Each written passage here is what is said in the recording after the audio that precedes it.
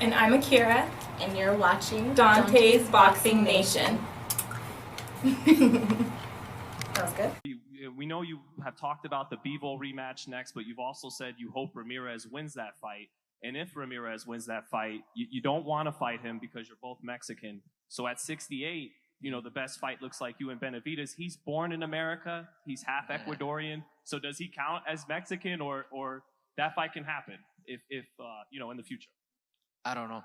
Anything can happen, But that won't be a reason why I can hold it up that he's Mexican. That like when I guys, always I say this. You share that video and put whatever you want. When I say I don't want to fight Mexican, it's because I represent Mexico, and that's why. But I don't care.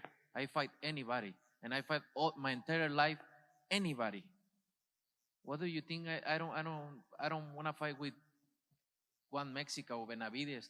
But look, I hear his dad talking a lot. But look, what he's accomplished nothing. One single champion, Anthony Dirrell. Please, don't disrespect myself. Please, guys. No more question because I'm a little mad and I'm tired. Thank you.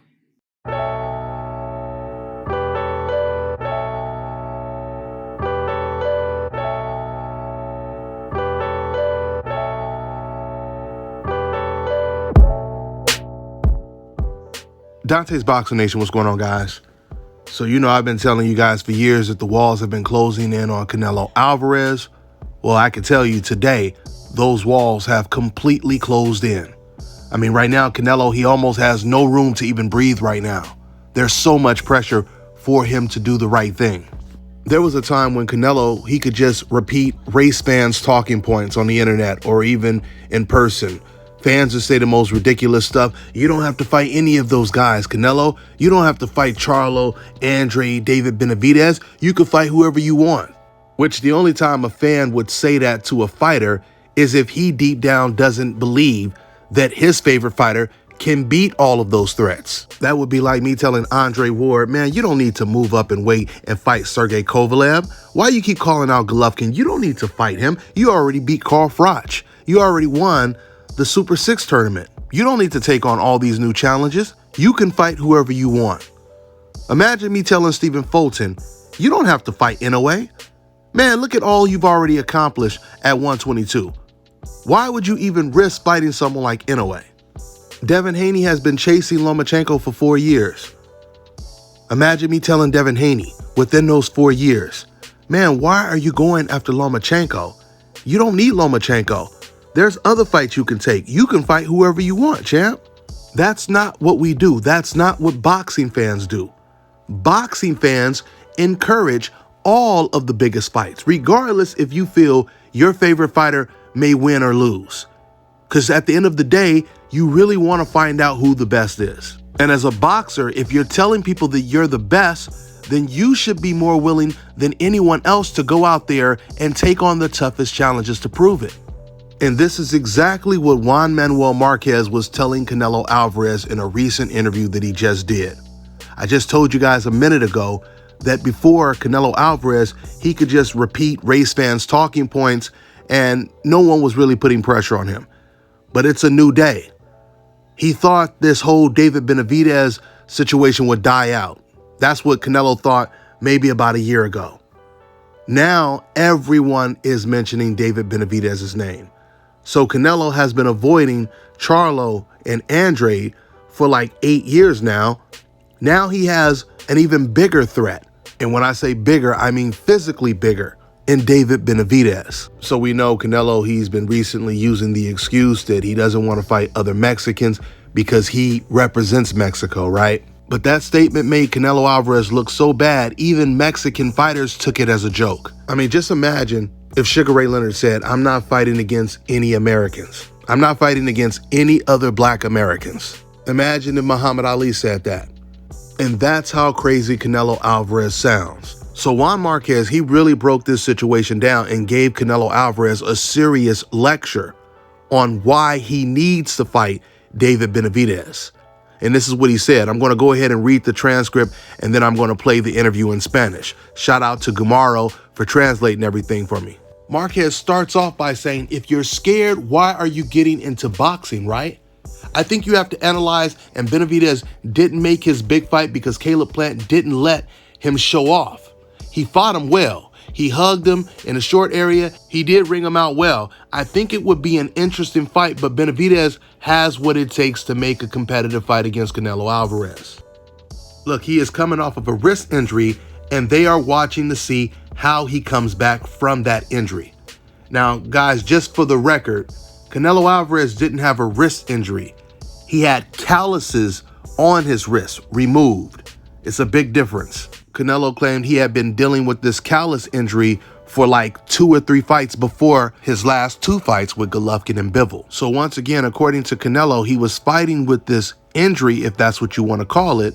And while he was fighting with this injury, he got some of the biggest wins of his career, at least against his favorite type of opponents, European fighters. Speaking of European fighters, Juan Manuel, he continues talking about John Ryder. He says, I don't think he's risking too much against John Ryder.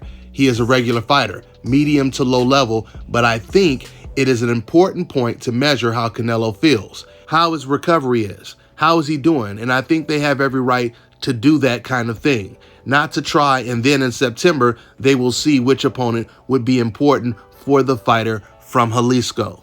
Now, let me go ahead and fast forward to the main thing that Juan Manuel Marquez said to Canelo Alvarez when it comes to the David Benavidez fight. Juan says, I'm going to tell you one thing. When you are a world champion, you have to face anyone, everyone, be it Mexican or European.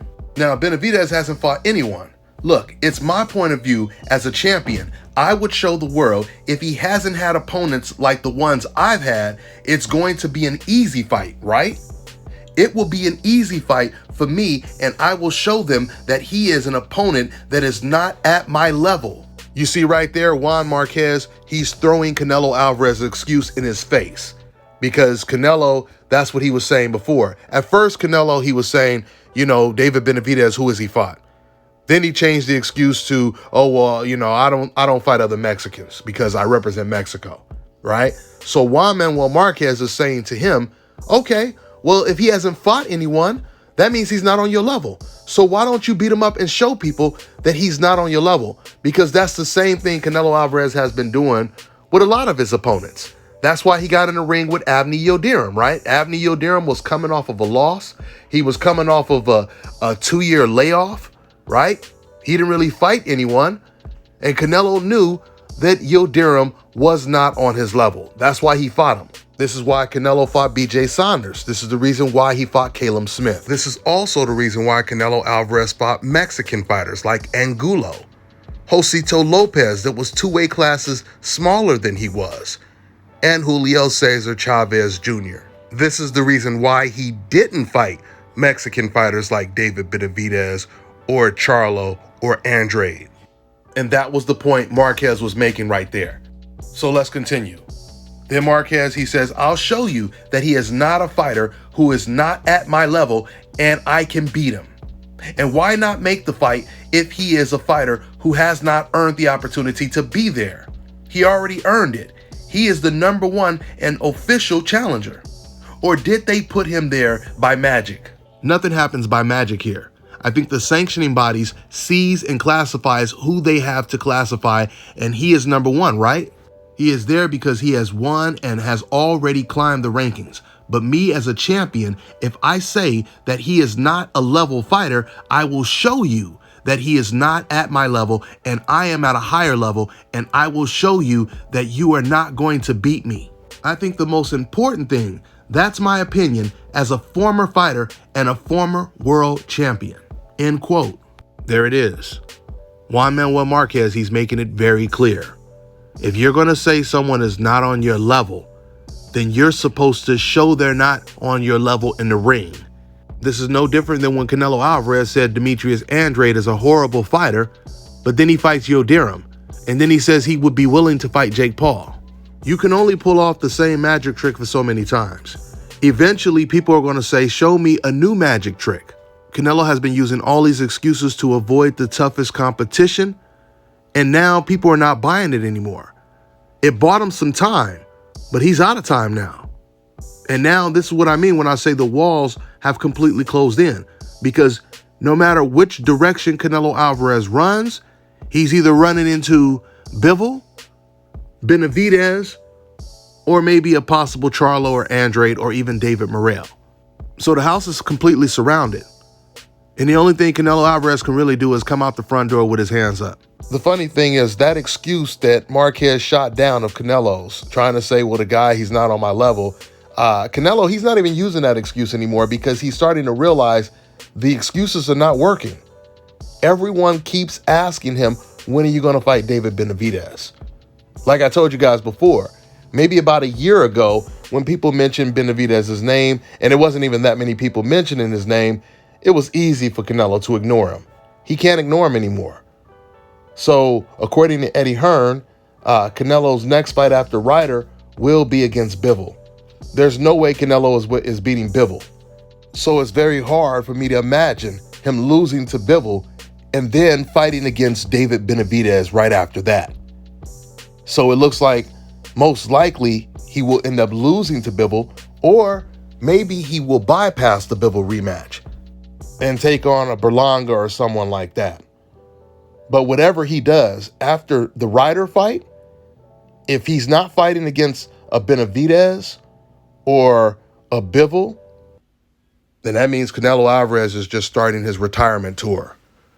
Something that Julio Cesar Chavez did when he was way old and past his prime. He just went on a tour of fighting against other old opponents, somewhat like exhibitions. And this is how it's going to look if Canelo Alvarez decides to take the easy route after this John Ryder fight. That's all I got for now, guys. I'm on to the next one. One of the most anticipated dog breedings has finally been confirmed. The pups from this pairing of Zeta and DMX will be born very soon. We are now accepting deposits. Our pups will come with ears cropped and a 2-year health guarantee. Get ahead of the pack on purchasing a puppy by contacting NWA Cane Corsos on Instagram at NWA Cane Corsos. Call or text 479-326-1603 with any questions. A guard dog is your first line of defense. These will be the right pups for the job.